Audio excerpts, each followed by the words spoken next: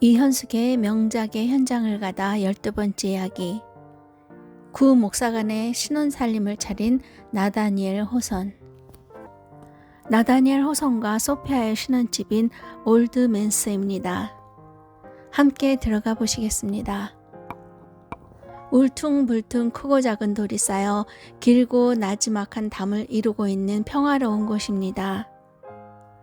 넓게 가지를 뻗은 느릅나무 옆으로 견고해 보이는 장방형의 2층 목조 건물은 이 구역을 평정하듯 위풍당당하게 그러나 무심한 듯 자리 잡고 있습니다. 그 옆에 세워진 안내 간판에 쓰인 말입니다.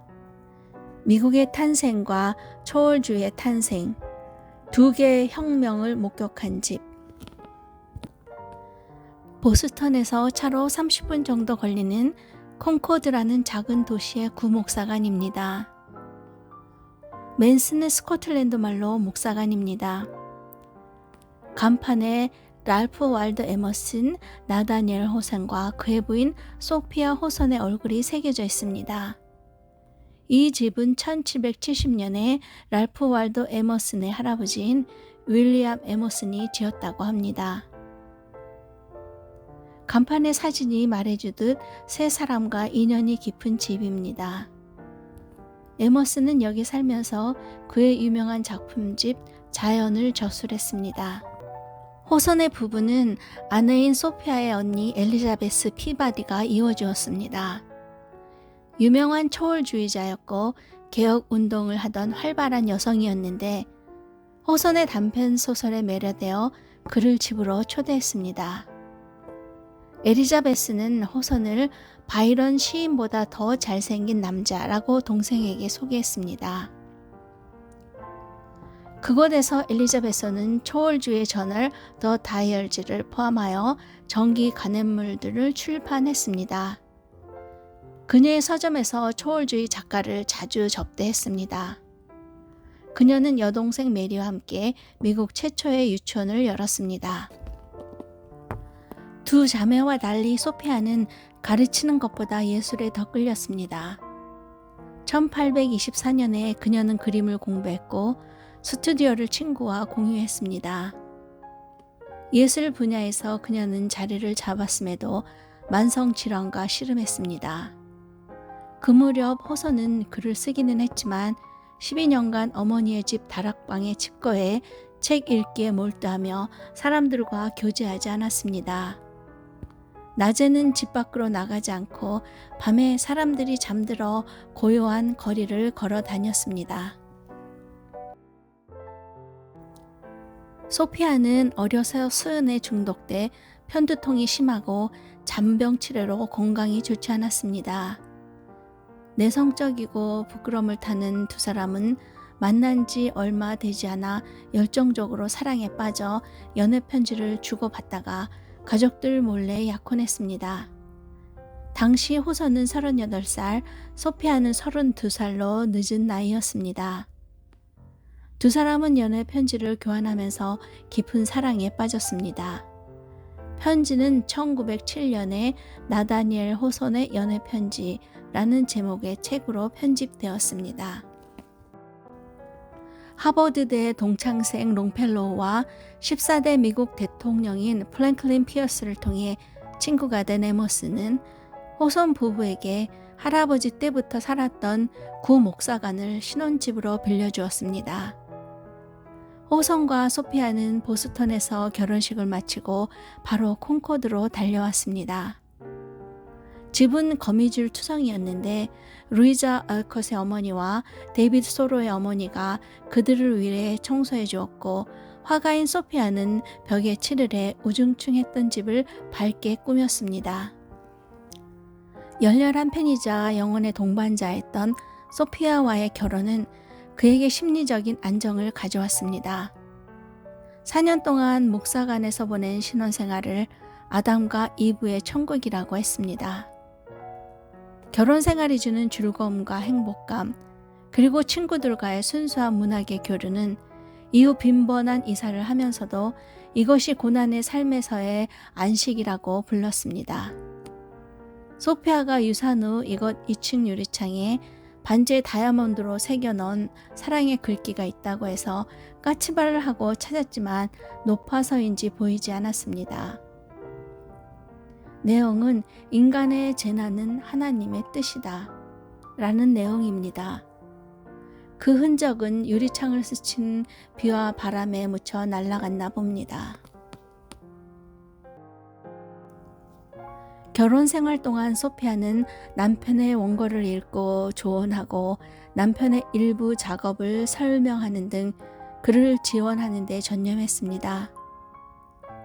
함께한 행복에도 불구하고 가족은 1850년 주온 글씨가 출판될 때까지 재정적인 어려움을 겪었습니다. 당시 뉴잉글랜드 초월주의 초석을 이룬 시기였습니다. 낭만주의 운동의 일부로서 매사추세츠주 콩코드 지역에서 시작하여 신세대와 구세대의 갈등을 보여주었고 독창적인 소재를 바탕으로 삶은 새로운 민족 문화의 출현을 대변했습니다. 이 운동에 참여한 작가 랠프 월드 에머슨, 헨리 데이비스 로, 브론슨 워커, 체닝 형제 등입니다. 호서는 이곳에서 쓴 20여 편의 단편 소설을 구 목사관의 읽기로 묶어서 출간했습니다. 반점은 그 중 한 작품입니다. 결혼 후 생활이 궁핍해지자 그녀는 램프갓을 만들어 팔며 호선의 창작 활동을 적극적으로 도왔습니다. 남편의 작품이 완성되면 첫 독자로 열심히 읽고 느낌을 말해주었습니다. 호선은 평생 알던 여인 중에 소피아가 가장 합리적인 여성이고 재능과 훌륭한 예술적 소질이 뛰어나다고 했습니다. 7 박공의 집에서 아침 햇살을 받으며 식사를 준비하는 포비의 모습에서 다정한 주부인 아내를, 단편 마블판에서의 힐다는 소피아의 예술적 성향을 표현했나 봅니다. 그녀의 작품은 매사추세츠주 셀럼에 있는 피바디 뮤지엄 갤러리에서 볼 수 있습니다. 구 목사관의 새 주인이 된 사무엘이 월세를 못 낸 이 부부에게 나가줄 것을 요구해 등 떠밀려 낙원에서 나올 수밖에 없었습니다. 그가 어떤 마음으로 이것을 떠났을까요? 낮은 돌담에 주저앉아 주위를 둘러봤습니다. 두 사람의 보금자리이자 호손에게 많은 영감을 준 곳입니다. 풀이 무성한 경사지의 넉넉함과 언덕 사이로 난 구불구불한 오솔길은 공상가인 그에게 딱 어울립니다. 나무 사이로 일출과 일몰을 보며 신혼부부는 사랑을 속삭였겠지요. 그는 데이빗 헨리 소로가 만든 카누를 타고 초월주의를 주장하는 친구들과 콩코드 강에서 노를 저으며 거추장스러운 형식과 습관을 물에 떠내려 보내고 자연 속에 녹아들지 않았을까요? 느릅나무 그늘에 담요를 깔고 누워서 책을 읽고 작품을 구상하고 있으면 산들바람을 타고 소피아가 싱싱한 사과를 담은 바구니를 들고 그의 옆에 앉는 모습을 그려봤습니다. 그의 작품 중에 커다란 사과가 쿵 하고 떨어지는 소리가 들린다던 한적한 이곳에서 위대한 작가가 누렸을 행복한 시간이 나에게도 전해지는 듯 했습니다. 구 목사관 앞에 옥수수와 토마토 등을 심은 채소밭이 있습니다. 중년의 남자가 딸 둘을 데리고 밭에서 일하기에 다가가 인사를 했습니다. 이 밭은 에머슨과 호선을 존경하는 사람들이 시간 날 때마다 들러 가꾼다고 했습니다. 채소를 거두어들여 그 수익금으로 박물관 운영에 조금이라도 보태려는 자원봉사자입니다.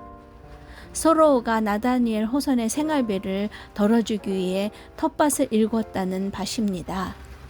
갓난아기 주먹만한 토마토가 햇볕이 더 필요한지 초록빛입니다. 붉은색으로 물들며 익어가겠지요. 역사는 이렇게 이어집니다. 크고 작은 돌로 쌓인 야트막한 울타리가 푸른 잔디 주위를 둘러싸며 큰 길로 이어집니다. 뉴 잉글랜드인은 존경하는 사람에게 돌을 남긴다더니 그런 의미인가요? 작가들이 살았고 또 드나들며 우정을 나눈 집, 구 목사관 뜰을 걸으며 그들의 기운을 느껴봅니다. 호선이 그의 작품 마블판에서 또 7 박공의 집에서 젊은 부부를 시골로 돌아가 정착하는 것으로 해피엔딩을 만들었는데 이 구 목사관이 그리워서가 아닐까요?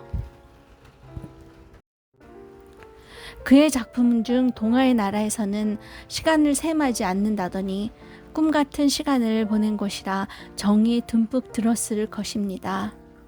당대의 초월주의 작가들이 이 집에 모여 그들의 사상을 토론하고 작품을 썼기 때문에 더욱 의미가 있는 곳입니다.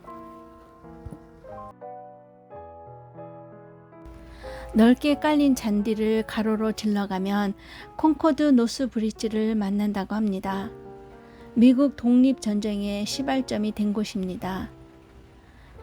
미니트먼 국립역사공원을 이 목사관 창문 너머로 목격할 수 있었기에 미국의 탄생과 초월주의 탄생 2개의 혁명을 목격한 집이라는 의미를 알 것 같습니다. 우리의 삶에 우연은 필연이 됩니다.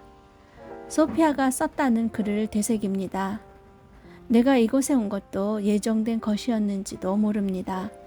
목적이 있다. 이렇게 글로 쓰고 있으니까요.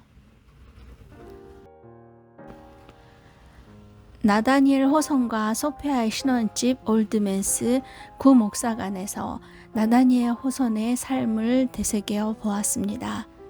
감사합니다.